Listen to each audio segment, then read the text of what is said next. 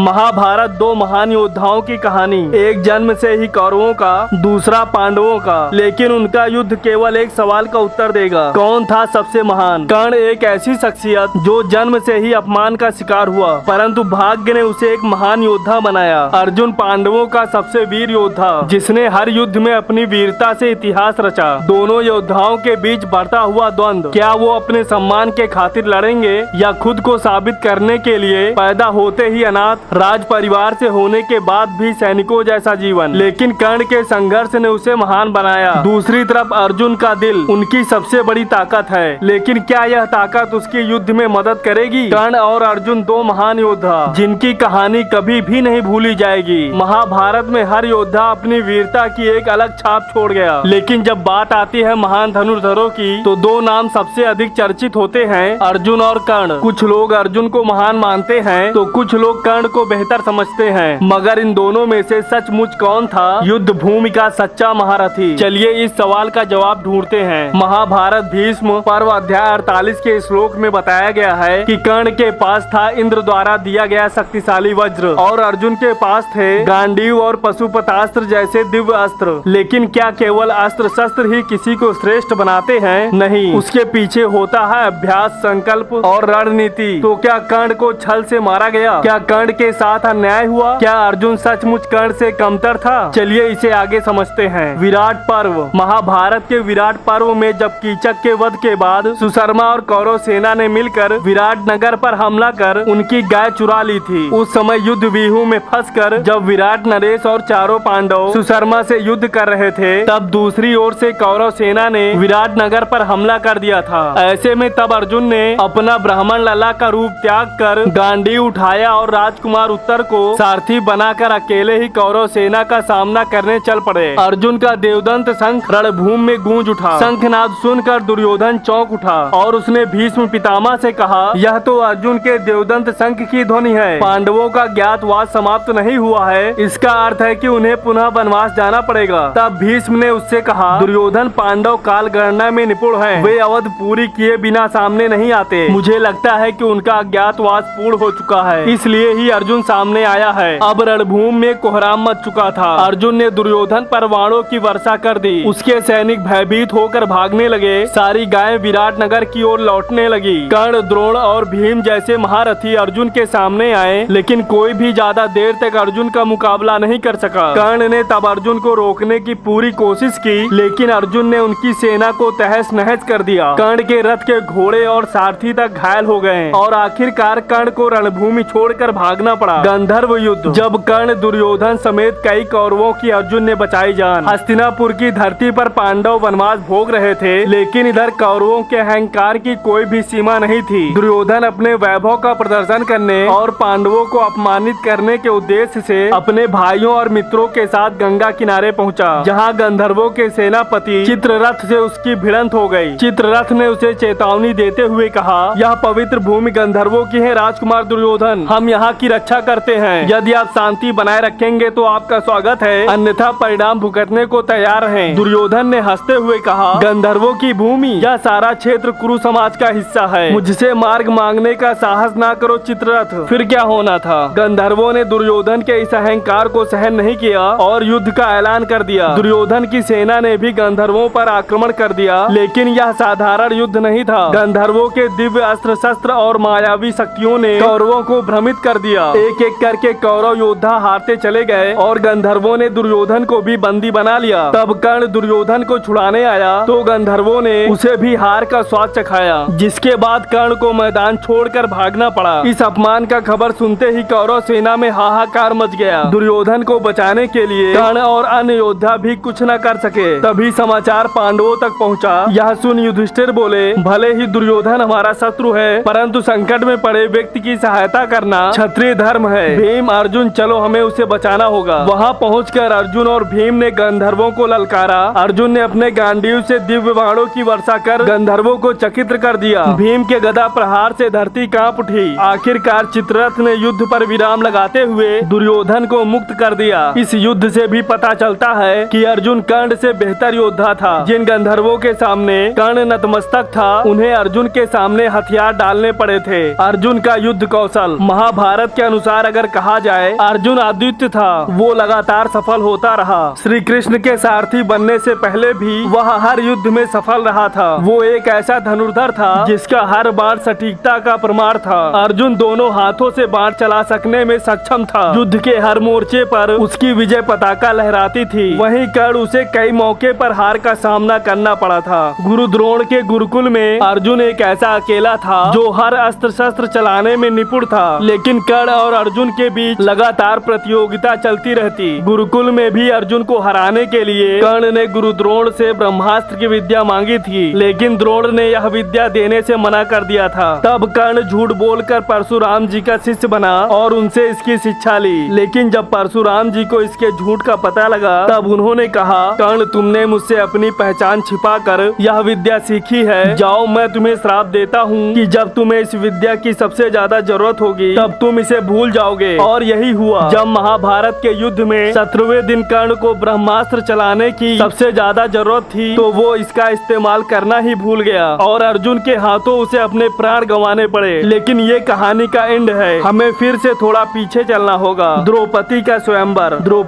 स्वयंवर हो रहा था। जिस धनुष को कोई उठा भी नहीं पा रहा था उस पर आसानी से अर्जुन ने प्रत्यंचा चढ़ा दी थी। प्रतिदिन गांडीव जैसे भारी धनुष से लड़ना किसी साधारण बल वाले योद्धा के लिए संभव नहीं था। इस स्वयंवर में कर्ण और जरासंध भी धनुष पर प्रत्यंचा चढ़ाने में असफल हो गए, जबकि अर्जुन ने न केवल प्रत्यंचा चढ़ाई बल्कि उससे सटीक निशाना भी लगाया। उसके द्वारा लक्ष्य भेदने का स्वयंवर पर्व श्लोक नंबर 19 और 20 में मिलता है, जिसमें साफ कहा गया है कि रुक्मी, सुनीत, वक्र, कर्ण, दुर्योधन, सलय, सालु जैसे धनुर्वेद के राजा भी प्रयत्न करके जिस धनुष पर प्रत्यंचा नहीं चढ़ा पाए उस धनुष पर अर्जुन ने पलक झपकते ही प्रत्यंचा चढ़ा दी। क्या कर्ण सचमुच सभी पांडवों से ताकतवर था? कुछ तो ये भी मानते हैं कि वो अकेले ही 5 पांडवों के बराबर था। जयद्रथ वध पर्व श्लोक नंबर 108 और 109 में बताया गया है कि युद्ध के 14वें दिन कर्ण ने भीम के मल्लयुद्ध का प्रस्ताव अस्वीकार कर दिया था। इसके अलावा 17वें दिन उसने खुद शल्य से कहा था कि शारीरिक बल में भीम सर्वश्रेष्ठ है। इसके अलावा दुर्योधन ने भी कीचक वध के बाद कहा था कि बलराम, भीम, कीचक और शल्य ये 4 लोग सबसे ज्यादा बलशाली थे, जिसमें उसने भी कर्ण का नाम नहीं लिया था। अभिमन्यु की हत्या टीवी धारावाहिकों में कर्ण को काफी ज्यादा मर्यादित और दानवीर दिखाया जाता है, जबकि उसे पसंद करने वाले लोगों का मानना है कि अर्जुन ने उसे अन्यायपूर्ण तरीके से मारा था, वो भी जब वो निहत्था था और अपने रथ का पहिया निकाल रहा था। लेकिन क्या आप जानते हैं कि कर्ण ने खुद अर्जुन के बेटे अभिमन्यु की हत्या तब की जब वो निहत्था था। कर्ण ने सबसे पहले अभिमन्यु का धनुष तोड़ा और फिर अंत में अन्य योद्धाओं के साथ मिलकर अभिमन्यु पर वार किया। अपने बेटे के अन्यायपूर्ण मृत्यु को याद करते हुए बाद में अर्जुन ने भ्रष्टसेन को मारकर बदला लिया था। तो दोस्तों, ये थी आज की वीडियो। अगर आपको यह वीडियो अच्छा लगा हो तो हमारे वीडियो को लाइक करें, ज्यादा से ज्यादा शेयर करें और हमारे फैक्टोलॉजी चैनल को सब्सक्राइब करके बेल आइकन अवश्य दबा दें। मिलते हैं दोस्तों अगले वीडियो में, तब तक के लिए जय श्री राम।